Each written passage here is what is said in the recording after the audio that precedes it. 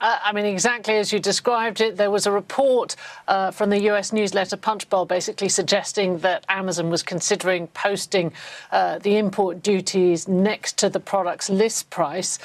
This led to sharp criticism from White House Press Secretary Caroline Leavitt, who called it a hostile and political act and said that Amazon was working with Beijing. Then finally we got a statement from the company, not directly to the BBC, but other media sources have been able to get a statement from the company in which they dismissed the report, saying that they had never planned to do this on their main site, but that they did consider it for their ultra-low-cost app, something called Amazon Haul, where goods sell for under $20, but that was never approved and certainly will not go forward.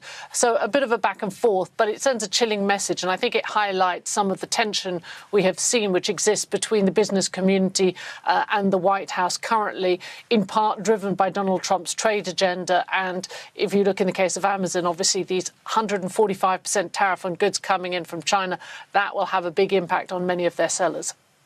And Scott Besant, that we've seen in that clip, suggests that the tariff chaos reflected on the financial markets was intentional and that it would help secure trade deals. Any evidence that's working? I mean, I think, we heard that India and Korea might be the first across the finish line. Obviously, we'll have to wait and see kind of, the fine print on that one. But certainly it's been having an impact on the markets. If you look at the Dow and the S&P 500 sort of in positive territory at the moment.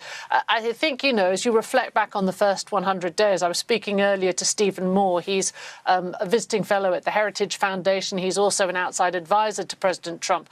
And I put it to him that, look, these trade policies, there was a lot of euphoria when Trump was elected because of sort of hopes for deregulation and tax cuts. But now these trade wars are sort of hurting growth. Here's what he had to say.